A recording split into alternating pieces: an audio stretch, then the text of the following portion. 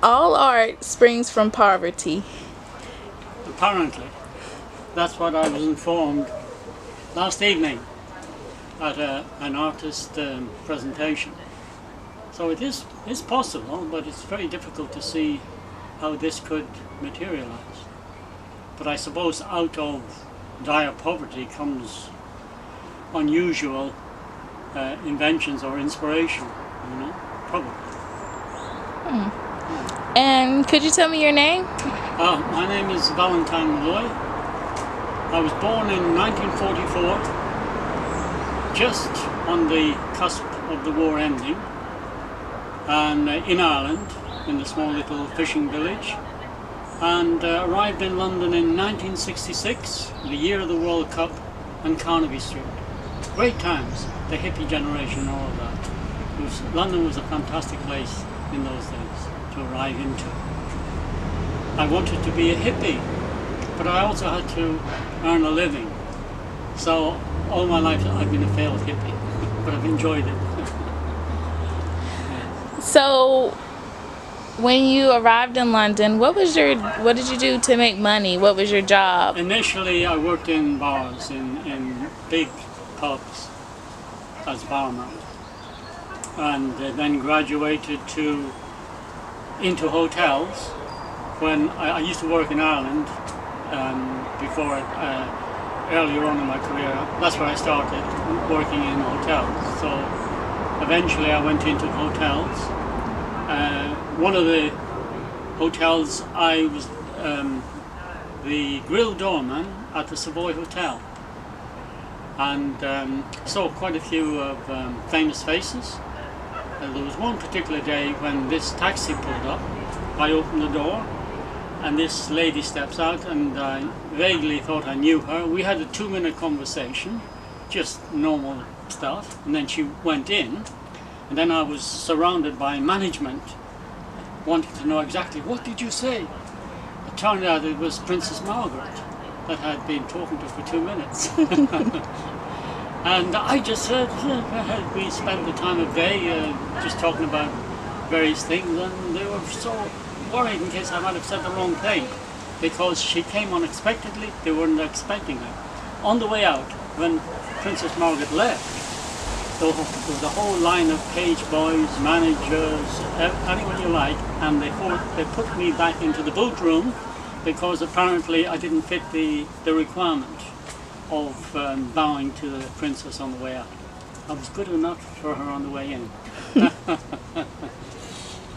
Yes. Now, when we talked before, you told me that you were really into poetry and that you write poetry. Could you tell me about that and how you became interested in poetry? It's hard to say. I suppose, it's got to be at school, because there's certain poems you remember, or certain lines of poems, or a presentation, or the sound of a voice. So that quite wakens something inside, and it startles you into the use of language. But I have to say, I used to scribble poems and then more than likely throw them away, or they got thrown away, got lost.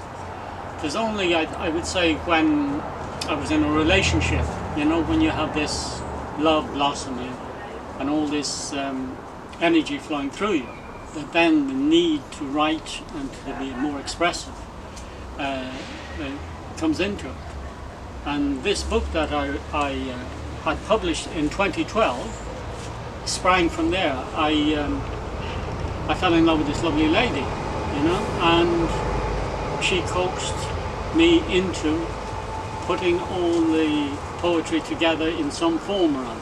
And eventually it turned out into a nice little book with her painting, her artwork.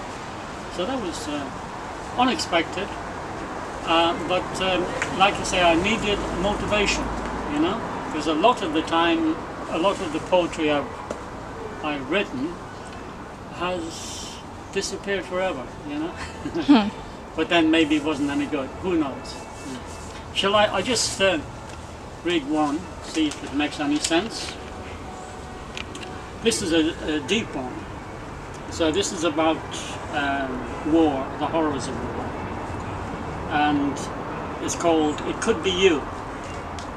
The splashed blood of someone's choice sweeps clean the area as a waterfall of bullets leaves no clean wound its scar, rather an ugly puncturing of living flesh. Man's brutal prophet, protector, avenger, any explanation is offered. Jackboot, proud in simplicity, crushes the toy of a child's dream underfoot. The living corpse, near headless, screams for dignity, becomes the enjoyment of young men who in a head-rushing moment defile a mature civility. Doors smashed open stand naked against the charge of the on-light brigade that rampage and destroy the welcome of a family home, the home that dies in fear and shame. Jackboot justifies its movements. Its cold eye states, a necessary evil this bloody warfare. The paymaster must be appeased. The banker must be honoured. Stand up, Mr. Paymaster, you must be one of us. Home address, Mr. Banker, as we deliver your blood money, and leave with you the endless scream of distant cousins who in another time will return for vengeance, or their share of certificates, Sorry. Questions asked in civil tones diffuse the horror, the nightmare. Delayed by distance and time, treated as history, we face the true cost and say, never again, until our leaders cry, God and country, for the paymasters demand a confusion, shuffles the deck of our next holocaust. Look, don't look away.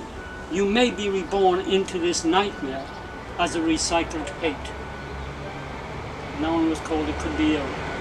They're not all as deep as that, I have to say. That came from just the watching the politicians maneuver people's mentality into warlike state, you know.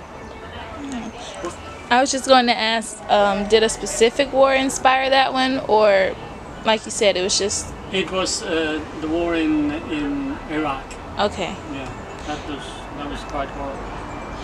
On another note, I could tell you a very simple one. This is called Missy. This little cat appeared out of nowhere.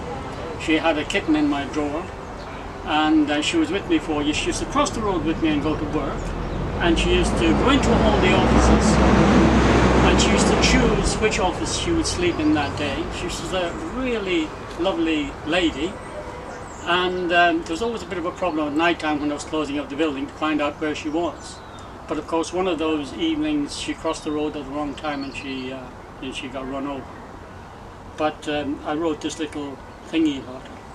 Missy, you came, you went without permission. Your sense of freedom, was that your mission? Your ease of access through windowsills, your scant regards for doors and grills, your killer instinct, mice beware. Above it all, you showed you cared. Through a watchful gaze, you gave us attention, softening thoughts, soothing tensions. Somehow you linked us in a calm content. That was your blessing. Was that your intent? Missy, you remain a joyful mystery, a microcosm in planetary life history. Just a little... But it's stuff like that, you know, whatever is around at the time, and if you're stirred in imagination and you feel you want to say something, yeah, put it on paper, and who's to say? It might make sense. You said that a woman inspired you to finally put your book together. Was that woman your wife? No, her name is... Oh, sorry, I shouldn't give names. I met her in Glastonbury. Anyone who knows Glastonbury well knows there's a famous tour. A big hill with a tower on top, and it's got mystical implications. It's very magical and mystical. And one of those days, I met her up there, but it was an unusual situation, because previous to that I had been down at the Chalice Well, where there's a healing pool, and there was this lovely American lady I was talking to in the pool, and I thought, when I was up on the tour, I thought it was the same lady coming up. So I said to this lady, "So you have arrived?" And of course it was my friend, and we'd never met before, and boom, we connected instantly. She said, "Oh yes," and we became lovers, etc. So we are in a part of Meanwhile Garden, We're in West End. West End. Yeah, it's in North Kensington, which is totally different, or used to be totally different than South Kensington. South Kensington is posh, rich houses, etc. North Kensington was where mostly poor people reside, but it's slowly changing. So more and more this area is upgrading. But West End is known for its attitude. So you would say the West End attitude, which could be in your face. Meanwhile Gardens, this place where we are now, it started out of rebellion. We have very close to us a famous building called Trellick Towers. And at one stage, when it was finished, when it was built, it was the tallest residential block in Europe. But all around it was small houses, so it frightened the life out of all the neighborhood, to the point where when they heard there was another tower going to be built in the same locality, they came onto the ground and they rebelled and they refused to let another big block to be built on it. So then they started doing a little bit of gardening and sweetening up the place, and they asked permission from the town hall if they could run it for a while, and gradually it developed into what is now called Meanwhile Gardens. There was always a state of uncertainty of what would happen to it. So how did you become involved with the upkeep of the garden and things like that? It would be desperation. I recently, well, 2.5 years ago, I was retired. I was hoping to prolong that. I was hoping to work till I was about 74. But politics, dictated that I should fall on the sword when I was about 71. And I've worked all my life. I started working when I was 13 years of age. So I've worked all my life and I had this work ethic. And then all of a sudden to wake up in the morning and there's nothing to do. It should be great fun, but the upkeep of that was I looked around and went exploring the voluntary sector, and I discovered, I could work down here just on my doorstep. So I came here, and it's a beautiful place, lovely people. Yes. So what's next for you, Val? Well, there you go. I mean, I'm grateful that I've always pursued a spiritual evaluation or awareness, because at my vintage, what's next is probably the graveyard. So, but once you can hold a spiritual consciousness, that doesn't. It's not the main thing anymore. So what's next is, I think, it's the expansion of consciousness. I have a strong remembrance of, as a child, I felt that I came in to become a human reluctantly. So I had a way of escaping the human scene. And it's very difficult to explain because it's like an abstract. And as a child, we say a child's memory, certainly before 3 years of age, I had a way of going, what's the word, underground, the underworld, going back into the underworld. And I was conscious of divas holding, like, let's say, the gate open to return. So I was able, at that very tender age, I was able to go back into the underworld, get refreshed, but it wouldn't be the personality that got refreshed, it would just be the consciousness got refreshed and came back into the human experience.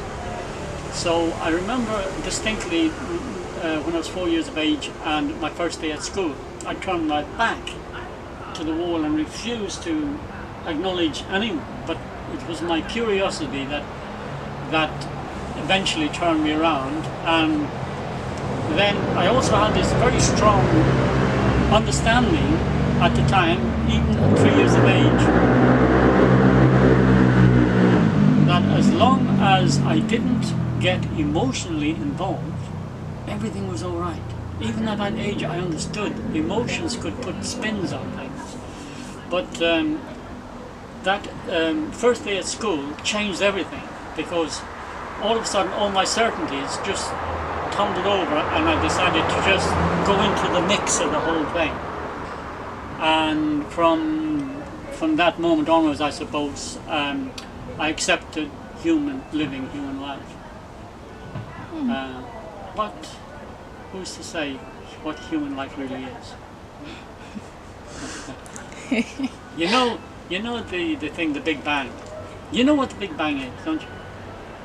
It's supposedly when the universe came to be. It's a gigantic orgasm. What else could it be? Because everybody else, we all spring from an orgasm. So why shouldn't the Earth, the whole universe, spring from an orgasm? So if we look at that, then the whole experience is orgasmic. And that's quite magical. Talk. Do you think? Yeah. Yeah. I don't think. One of the problems with the human is they put ownership on things. And the moment we put ownership on things, we are stuck in that ownership. Then we have to defend it. We have to defeat someone. We have to grab it, and all the grasping natures comes forward. But if we choose to, not to say that you can't own anything, but you don't possess it in a selfish way, so that to keep this way of living without ownership, and then we're in the business of loving my neighbour as myself, which is a natural thing, but somehow or other it gets twisted. We think our neighbour is somebody who's right alongside us, our family, but no matter where we are in the world or where we are in our head, then my neighbour is myself applies. So therefore, that's the wholeness of being. Would you think? Yeah. I don't even think many scientists have thought about things like that. Well, yeah, because they're stuck to a system. Yeah. You have to buck systems. There was 3 systems that I was so glad to get out of. One was school, one was the army, and the third one was my marriage, And those 3 I felt trapped, even though there was great learning in these systems. Once I was released from them all, I felt a great sense of release, But at the same time, very grateful for having had the experience, because, without schooling, you're not going to be that much good in a commercial world, I would say. Well, thank you, Val. It was good hearing you speak today and talk about It's not in print anymore. Spiritual Vagrancy and the Art of Skipping Lightly. It's not in print, and this is the last copy I have. It was a joyful failure, and I'm very grateful.